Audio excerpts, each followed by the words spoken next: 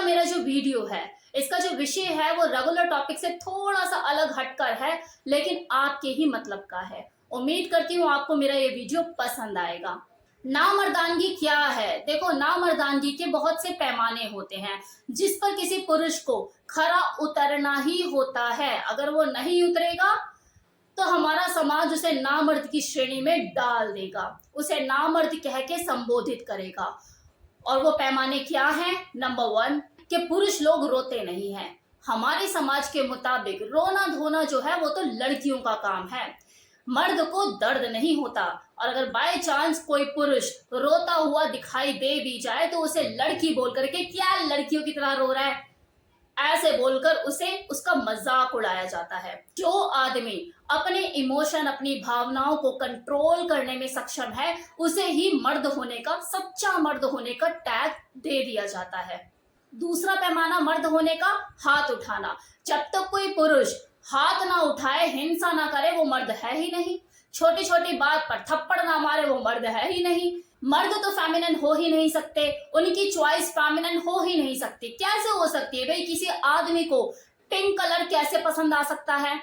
कहने का मतलब ये है कि अगर किसी पुरुष को पिंक कलर की शर्ट पहने हुए देख लिया या फिर उसके कपड़ों में थोड़ा सा फेमिनिन टच देख लिया तो लोग उसको जनानी बोलकर छेड़ने लग जाते हैं, टेढ़े मेढ़े मुंह बनाते हैं कि यार क्या ये औरतों वाला ढंग इसने अपना रखा है, ये भी कोई कलर तेरे को पहनने की चीज है, तेरे को और कोई कलर नहीं मिला?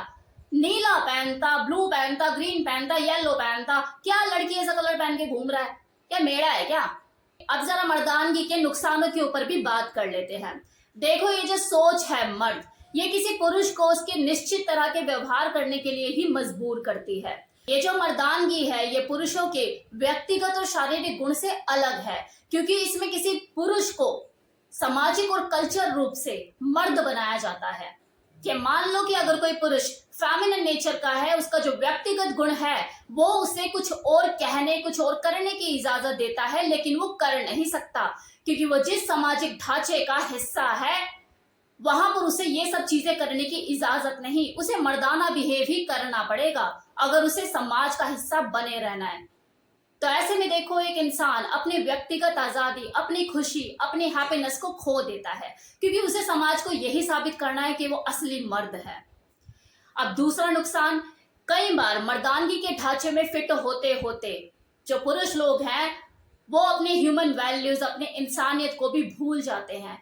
उनके लिए अपने रोब को बचाना इतना जरूरी हो जाता है कि वो सारी हदें पार कर जाते हैं, दूसरों की लाइफ को भी कंट्रोल करना शुरू कर देते हैं, उनकी जिंदगी को नर्क बना देते हैं। लोगों को देखो, अपने जीवन में कुछ ऐसे हट्ठी पुरुषों का भी सामना करना पड़ता है जो ताउम्र खुद को मर्द दिखाने की चाह में लगे रहते हैं, मतलब खुद को साबित करने में लगे रहते हैं कि मैं मर्द हूँ। ऐसे लोगों की ये सोच उनकी फिजिकल और मेंटल हेल्थ पर भी बुरा असर डालती है। जिन परिवारों में इस तरह की सोच वाले पुरुष होते हैं वहां की स्त्रियां अक्सर मेंटल डिसऑर्डर, एंजाइटी और डिप्रेशन की शिकार रहती हैं।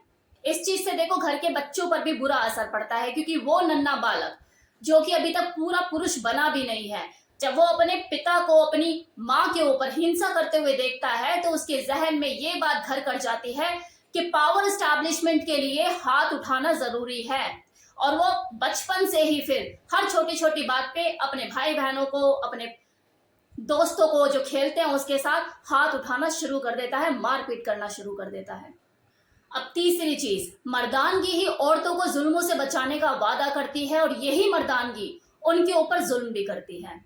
देखो, सबकी बात नहीं कर रही, लेकिन कुछ पुरुष लोग ऐसे होते हैं उनके ऊपर ये मर्दानगी का ऐसा नशा चढ़ा हुआ होता है कि वो उन्हें फिजिकल अब्यूजिव और रेपिस्ट तक बना देती है। एक मर्द हमेशा अकेलेपन का शिकार होता है क्योंकि ना तो वो किसी के सामने अपना दुख व्यक्त कर सकता है, ना रो सकता है, खुलकर अपने अंदर की जो उसकी भावनाएं होती हैं वो एक्सप्रेस कर ही नहीं सकता। उसकी मर्दानगी बीच में आ जाती है और यही कारण है कि एक आदमी की जो उम्र है कंपैरिजन ऑफ एक औरत फीमेल के कंपैरिजन में कम ही है।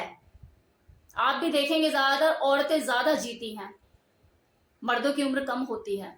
अब एक सबसे इंपॉर्टेंट चीज, अपनी औरत के सामने तो हर आदमी को अपनी मर्दानगी साबित करनी ही पड़ती है और उसकी मर्दानगी साबित करने का बस उसे एक ही तरीका नजर आता है, क्या मेरे को अपनी वाइफ से पहले डिस्चार्ज होना ही नहीं है, उसे कर कर ही होना है। और अगर मान लो वो हो जाए तो कुछ की औरतें ऐसी होती हैं कि उसे नामर्द होने के टैग देने से बाज नहीं आती। तो ये जो एक मेंटल प्रेशर होता है, इससे तो हर पुरुष रोज गुजरता है कि वो खुल के सेक्स कर ही नहीं सकता, वो ऑर्गेजम अपना रिलीज कर ही नहीं सकता पहले। अरे वो भी इंसान है, अगर उसे ज्यादा मजा आ रहा है और वो नहीं कंट्रोल कर पा रहा तो दिक्कत क्या है।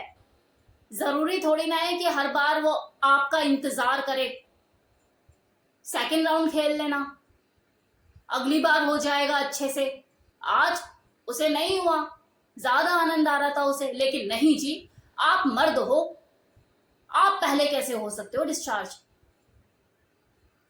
आपके सामान की लंबाई और चौड़ाई ही बताएगी कि आप कितने बड़े मर्द हो।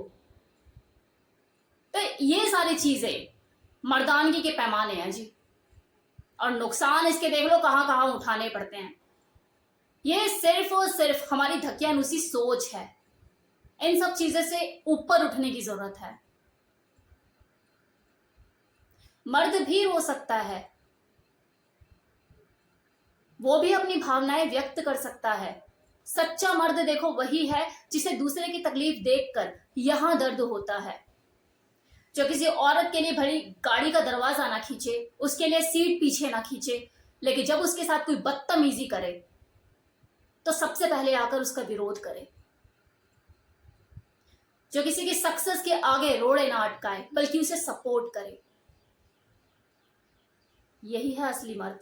लास्ट में देखो, मैं आपको एक चीज कहना चाहूंगी, ये जो मैंने पैमाने बताए हैं मर्दानी ये साबित करने के लिए, ये सामाजिक तौर पर जो चीजें होती हैं उन्हीं को ही मैंने डिस्क्लोज किया है, आपको बताया है, आपके सामने रखा है। ये ऐसा कोई पर्सनली मैंने किसी को टारगेट नहीं किया है। जो देखा जाता है, जो जनरली होता है, वही मैंने आपको बताया है। कोई मेरी इन बातों से सहमत हो भी सकता है और कोई नहीं भी। ये जरूरी नहीं कि मेरे इस वीडियो को देखने वाला हर पुरुष अपनी बीवी के ऊपर हाथ उठाता हो, अपने बच्चों से मारपीट करता हो, अपने मर्दानगी का सबूत देता हो। तो ये जरूरी नहीं है, तो कोई भी अपने ऊपर पर्सनली ना लेकर जाए। कैसा लगा वीडियो बताना जरूर।